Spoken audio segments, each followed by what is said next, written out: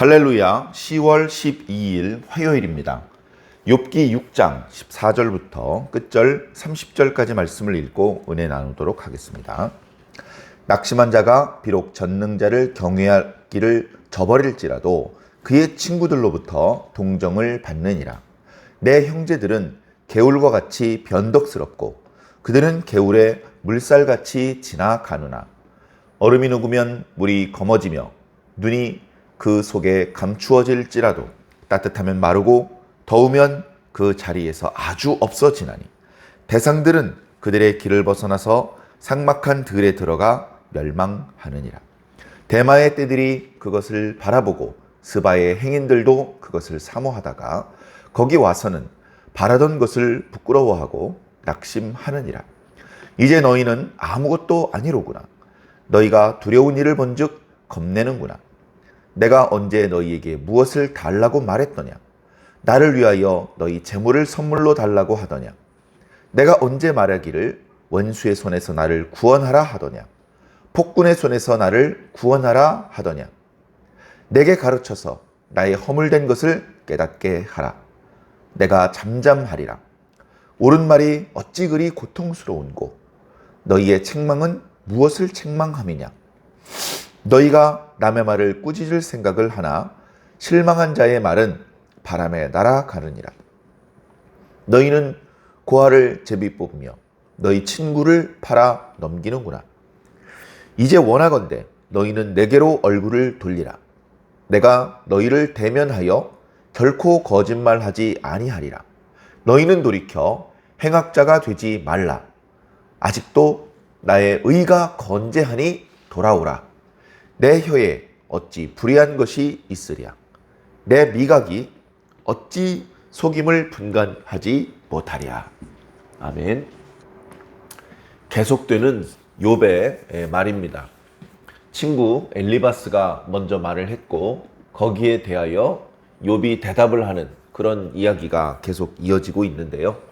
우리가 이미 묵상했던 것처럼 욥의 말은 다 맞는 말 같습니다만 그 말은 엘리바스의 말은 욥에게는 맞지 않는 그런 말들이었습니다. 결과적으로 그런 자신들의 말이 옳은 것은 알고 있었겠지만 그것이 욥의 상황에 맞는지 맞지 않는지 엘리바스를 비롯한 친구들은 잘 모르죠.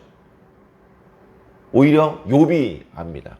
너희들이 하는 말이 참 답답하고 어리석은 말이다. 너희들이 하는 말이 맞는 말인데 그게 나한테는 아무 쓸모없는 말이구나. 그래서 우리가 이미 오늘 읽은 말씀 앞부분에 욥이 했던 말을 묵상할 때에 마치 맛이 없는 음식물처럼 내가 그것을 만지기도 싫어한다. 그렇게 표현을 했죠. 친구들의 말이 욥에게 전혀 도움이 안 되는 것입니다.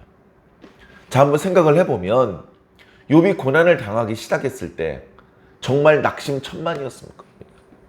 그 고통이 엄청나게 이렇게 다가왔을 때 깜짝 놀라고 그 고통 때문에 정말 크게 낙심을 했을 것입니다. 하나님을 원망하지는 않았지만 정말 이 고통이 언제 떠나가나, 이렇게 내가 죽나, 너무나 큰 고통이 있었기 때문에 그런 생각까지도 했을 것입니다.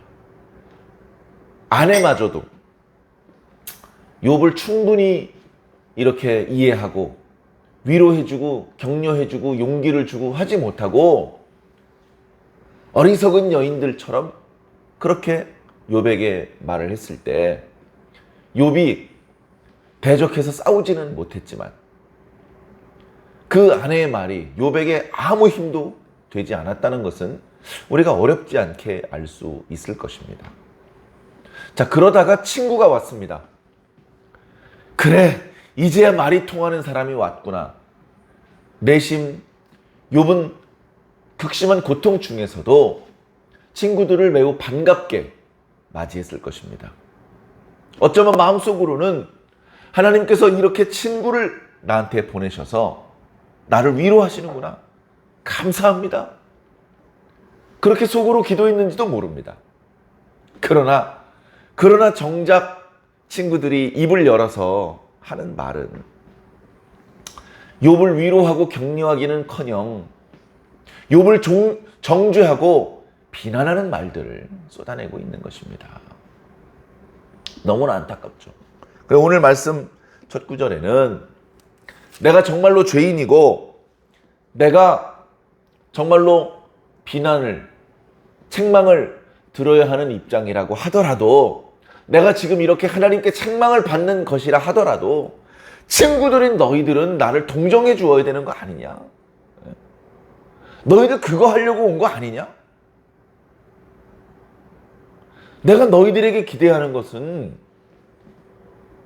그런 친구로서의 위로, 친구로서의 어떤 공감, 그런 걸 바란 것인데, 지금 엘리바스 네가 4장과 5장까지 꽤 길게 얘기한 너의 말 어디에도 친구로서 위로해주고 또 공감해주고 이런 것 전혀 없다. 그렇게 지금 얘기를 하고 있는 것입니다. 낙심한 자가 비록 전능자를 경외하기를 저버렸을지라도, 내가 정말로 잘못된 나쁜 놈이라 할지라도, 그래서 책망을 받고 있는 것이라 할지라도 그의 친구들로부터 동정을 받는다. 너희들은 어찌하여 친구로서 나를 위로하러 왔다면서 나를 동정해 주지 않느냐? 내 말을 들어주고 내 입장을 공감해 주고 그러지 않느냐? 그러면서 이렇게 친구로서의 위로도 못 해주는 이 친구들을 속이는 개울로 표현을 하고 있습니다. 속이는 개울. 이것은 이제 우리나라에는 없는 것인데요. 이제 이스라엘과 그 주변 지역은 그곳에 이제 독특한 기후나 지형, 토질, 이제 그런 것들을 종합해서 어떤 것이 있냐면, 비가 많이 내리는 겨울철에는, 그쪽은 겨울철에 비가 많이 내립니다. 우리는 겨울 하면 눈도 내리고, 그 다음에 영하로 많이 떨어지고, 길이 막 빙판이 되고 이제 그런 것들을 연상을 하는데, 이스라엘과 그 주변은 영하로 떨어지지까지는 않는 것 같습니다. 겨울이 되면 여름에 비해서는 기온이 툭 떨어지죠. 영하로 떨어지지는 않지만 기온이 툭 떨어집니다. 그리고 비가 많이 옵니다. 그래서 이제 겨울철에 바람이 불면 그것이 영하의 바람이 아니라 하더라도 더운 지방에 살고 있는 그쪽 지방 사람들로서는 춥다. 그렇게 이제 아마 느끼는 것 같습니다. 겨울철에는 어쨌든 비가 많이 내립니다. 그리고 겨울이 끝나고 봄이 될 때에는 이제 추운 지방에, 높은 산에 쌓였던 눈이 녹습니다. 그러면 이제 그 눈이 이제 개울로 다 흘러 들어와서 겨울철하고 초봄까지는 개울에 물이 있습니다. 물이 많아졌다 적어졌다 하죠. 물이 있어요. 그러다가 늦봄쯤 되면 물이 마르기 시작을 합니다. 물이 순식간에 마르죠. 그러다 여름이 되면요, 물이 바짝 마릅니다. 분명히 물이 쪼르륵 쪼르륵 소리를 내면서 흘러갔었던 시냇 물인데, 개울물인데 물이 점점점 줄어들더니 물이 바짝 말라서 가서 땅을 만져보면 먼지만 날립니다. 물이 흘렀던 그 움푹 패였던 자리만 남습니다. 그래서 거기에 먼 거리를 이동하면서 장사를 하는 사람들이 있죠. 낙타 같은 것을 타고 다니면서 거기에다가 이렇게 장사를 하기 위한 물건들을 싣고 다니면서 먼 길을 다니는 사람들이 있습니다. 대상이라고 그러죠, 대상. 그 대상들이 지나가다가, 겨울철에는 지나가다가 옆에 물이 흐르고 있으니까 잠깐 멈춰 서서 물을 마십니다. 물주머니에 물도 채웁니다. 낙타에게도 물을 마시게 합니다. 그렇게 하고서 다시 먼 길을 떠납니다. 그래, 장사를 마치고 돌아올 때에 또 거기 지나갈 때쯤 돼서 목이 마르니까, 이 근처 어디서 우리가 물을 마셨었는데 이 근처 어디에 개울물이 있을 거야. 틀림없이 이 근처에서 물을 마셨었어 하면서 물을 찾아도 물이 흘러갔던 흔적만 있을 뿐 물은 없습니다. 그게 바로 속이는 개울물이에요. 속이는 개울물.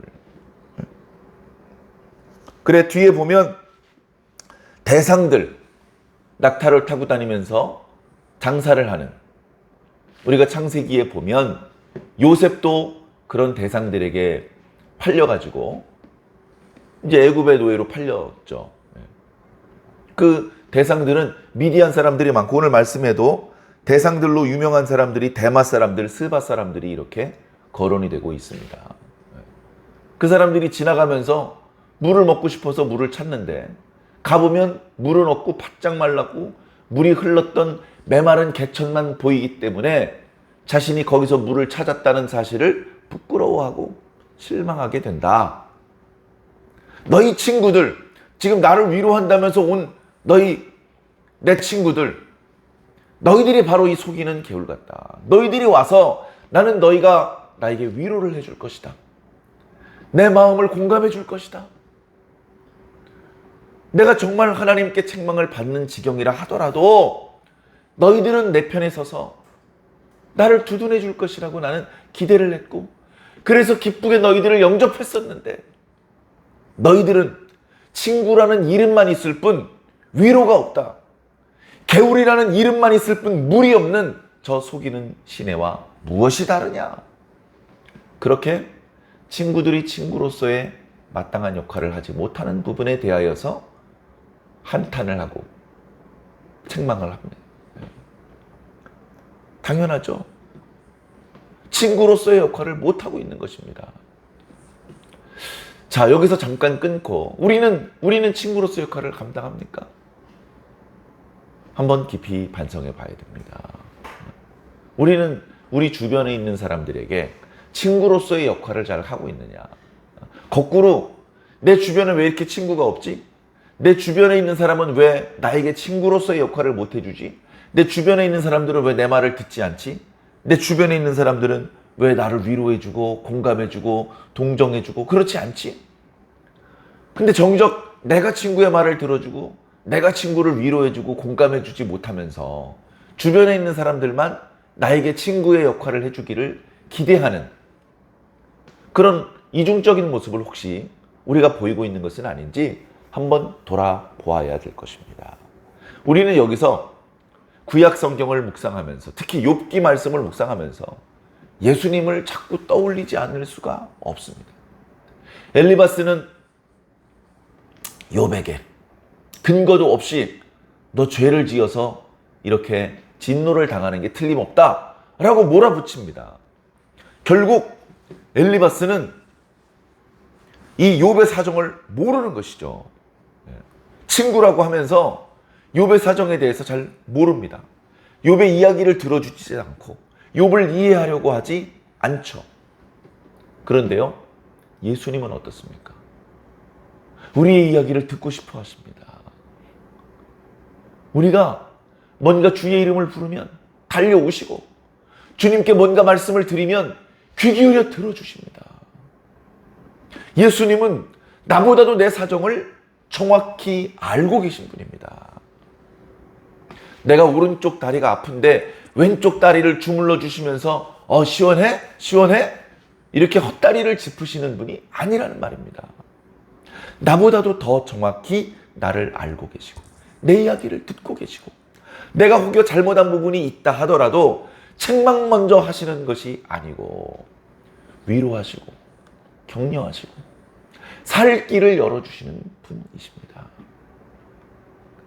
우리에게 이런 친구가 있다는 것이 너무나 행복합니다. 그리고 우리가 바로 우리 옆에 있는 이웃들에게, 형제들에게 진정한 친구로서의 역할을 감당했으면 좋겠습니다. 자, 이어지는 말씀을 보면요, 욥이 답답하니까 야, 너희들 내가 언제 돈 달라 그랬냐? 너희들 뭐 날 치료해 달라 그랬냐? 너희들 내가 도둑 맞은 양떼들 찾아달라 그랬냐? 내가 너희들한테 기대하는 것은 위로와 공감이다. 그 말을 하고 있는 것이죠. 그러면서 이야기를 합니다. 당당하기 때문에. 24절에 보니까 내게 가르쳐서 나의 허물된 것을 깨닫게 해라. 내가 정말 잘못한 것이 있어서 이런 고난을 받는 것이라면 막연하게 야야야 너 이렇게 어려움을 당하는 거 보니까 틀림없이 너 하나님 앞에 범죄한 게 있나 봐. 이렇게 뜬구름 잡는 얘기를 하지 말고 구체적으로 내가 뭘 잘못했는지 지적을 해보아라.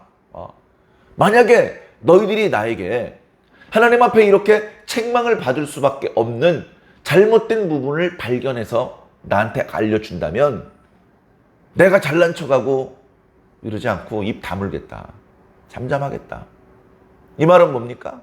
잘못된 게 없다 나는 하나님 앞에 부끄럽지 않다.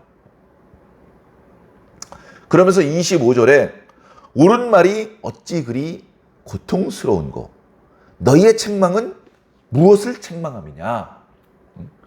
엘리바스와 그 친구들이 하는 말들은 허튼 소리라는 겁니다. 허튼 소리. 친구끼리 거칠게 임마 너 허튼 소리 좀 그만해. 이렇게까지 말하는 것은 아니지만 시적인 표현으로 이렇게 말하는 것이죠. 자, 가만히 생각해 보면 엘리바스와 그의 친구들도 좀 이상하다는 생각을 해 보아야 됩니다. 엘리바스와 그의 친구들이 가지고 있는 생각, 순종을 하면 복을 받고 불순종을 하면 저주를 받는다. 선을 행하면 좋은 일이 생기고 악을 저지르면 재앙이 찾아온다. 자, 그런 생각은 맞는 말이죠. 그러나 그렇다면 악을 많이 저지르는 사람이 큰 재앙을 만나고 작은 악을 저지르는 사람은 작은 책망을 들어야 되는 것 아닙니까? 그런 논리대로라면 지금 욥은 엄청난 잘못을 저질러야 됩니다. 죄 없는 사람을 수백 명, 수천 명을 죽여야 됩니다. 날마다 거짓말을 하고 심지어 신성모독을 하는 죄를 저질러야 됩니다. 그런 정도의 엄청난 죄를 저지른 자만 받을 것 같은 엄청난 지금 재앙을 당하고 있는 것이거든요. 그렇다면 욥이 평소에 의롭게 살았던 것을 안다면 이 친구가 혹시 실수로 작은 실수는 했을지 몰라도 이렇게 엄청난 책망과 재앙을 당할 정도로 그렇게 잘못을 저지를 친구가 아닌데 왜 이렇게 이 친구가 이렇게 엄청난 재앙을 당하고 있지? 이렇게 좀 이상하게 생각을 해야 됩니다. 함부로 책망하기 전에 먼저 그런 생각을 먼저 좀 해봐야 되는 것이죠. 그러면서 이복의 친구 많이 힘들어? 우리가 도움이 못 되어줘서 정말 미안하네. 우리가 자네를 위해서 기도하겠네. 그렇게 이제 말을 해 주어야 되는데 이 친구들은 그렇게 이상하다. 잘못된 것이 없는데 재앙을 당한다? 그동안 우리가 가지고 있던 생각하고 맞지 않는데 이게 어떻게 된 것이지? 하면서 자신이 평소에 가지고 있던 생각이 맞아떨어지지 않는 상황을 만나서 그들은 그 근본적인 까닭이 무엇인지 찾아내기보다 손쉽게 욥을 정죄하면 되는 것이거든요. 야, 인마 네가 죄진 게 틀림없어. 복잡하게 고민하고 뭐 이렇게 생각할 필요도 없어. 네가 잘못한 거야. 야, 네가 뭐 하나님보다 의롭냐? 아니지. 네가 잘못한 거야. 이렇게 욥을 비난하고 욥을 책망하는 쪽으로 가버린 겁니다. 그러면 자신들이 본래 가지고 있던 그런 생각들이 맞는 생각이라는 것이 이렇게 조화가 되니까. 근데 그런 친구들의 모습은 정말 미련하고 친구로서 정말 실망스러운 모습이 아닐 수 없습니다.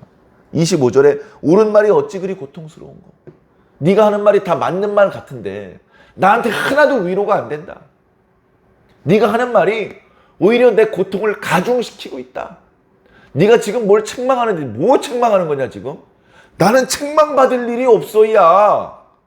그렇게 이야기하고 있는 것이죠. 자, 26절에 내가 실망한 자야. 내가 극심한 고통 중에 낙심한 자야. 너무나 고통스러워서 탄식하듯이 내 생일을 저주했는데 너희는 그걸 말꼬리를 잡고서 너 지금 이렇게 말했지. 네가 그러니까 하나님 앞에 복을 못 받는 거야. 이런 식으로 마치 옆에서 놀리는 것처럼 말꼬리를 잡고 엽을 힘들게 하고 있는 것이죠.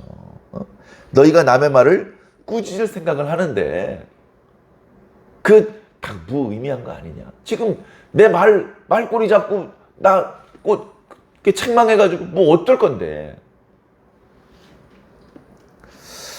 친구들이 마치 고아를 제비 뽑으며 친구를 팔아넘기는 것과 같은 그런 무자비한 친구구나 너희들은. 그렇게 욥이 탄식을 하고 있습니다. 그러면서 마지막 28, 29, 30절에 보면 친구들아 그러지 말고 너희들의 얼굴을 나에게로 돌려라. 오히려 엘리바스는요, 네가 그렇게 교만을 떨고 네 죄를 인정하지 않고 고집을 피우는데 그러지 말고 하나님께 돌아와. 하나님께 무릎을 꿇어. 하나님께 굴복해. 하나님께 회개해. 하나님께 용서를 구하고 도움을 구해.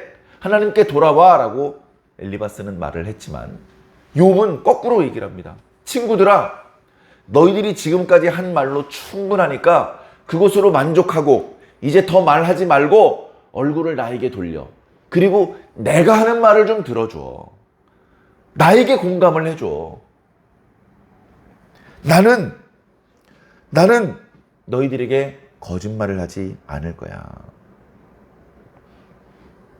자, 29절에 보니까 너희는 돌이켜 행악자가 되지 말라. 죄 없는 나를 자꾸 책망하고 정죄하는 역할을 하지 말아라. 왜냐? 나의 의가 아직 건재하다. 나는 내 순전함을 지금도 굳게 지키고 있다. 그런 나에게 돌아와라. 내가 너희들에게 돌아가야 되는 것이 아니고 너희들이 나에게 돌아와야 되는 것이다. 그렇게 마지막으로 친구들에게 부탁을 하고 있는 것이죠. 욥이 엄청나게 힘든 것 같습니다. 이 말씀을 읽어보면 힘들겠다.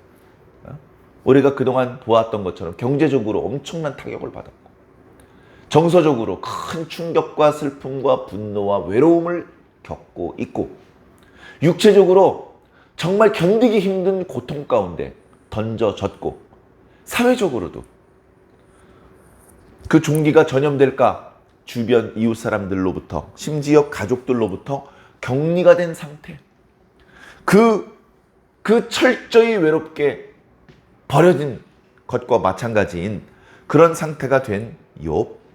그 욥을 위로한다고 친구들이 왔을 때 처음엔 기뻐했는데 그 친구들마저도 욥을 이해하지 못하고 공감하지 못하고 위로하지 못하고 책망하고 정죄하는데 열을 올리고 있을 때 욥은 정말 너무너무나 힘들었을 것 같습니다.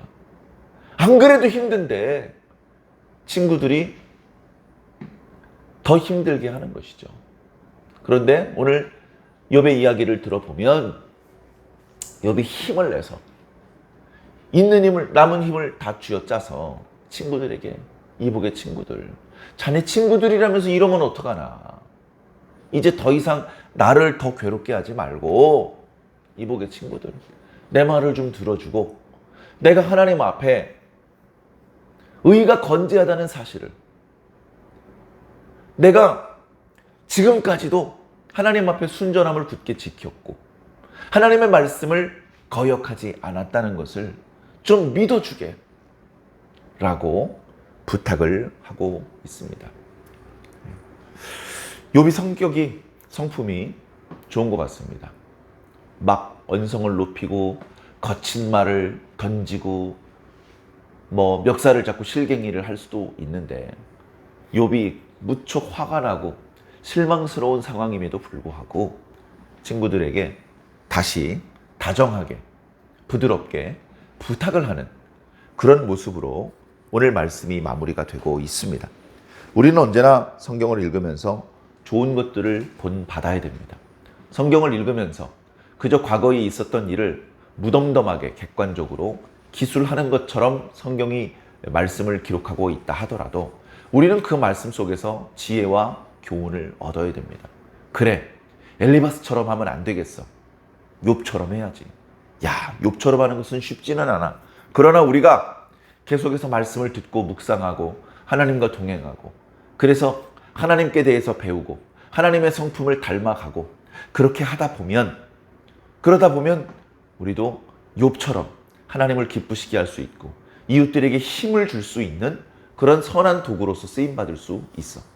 그렇게 하나님께 지혜와 여러 가지 복을 받았음에도 불구하고 어리석게 욥을 위로해 주지도 못하고 공감해 주지도 못하는 엘리바스를 비롯한 욥의 세 친구처럼 그렇게 경솔하게 말하면 안 되겠어. 그런 것들을 우리가 교훈으로 얻을 수 있을 것입니다. 이런 이 교훈들은 뭐 먼 이야기가 아닙니다. 다시 말해서 참 좋은 교훈이긴 한데 써먹을 때가 별로 없어요. 이런 게 아닙니다. 일상을 살면서 날마다 아침 저녁으로 우리가 만나고 있는 모든 사람들, 가깝게는 가족들로부터 시작해서 내 주변에 있는 사람들에게 바로 오늘 우리가 묵상했던 말씀을 통해서 깨달은 그 지혜, 그 교훈을 실천해야 되는 것이죠. 오늘도 이 말씀 속에서 주신 하나님의 지혜와 교훈을 실천하는, 그래서 좋은 이웃으로서의 사명을 잘 감당하는 저와 여러분들이 꼭 되기를 주님 이름으로 간절히 축원합니다.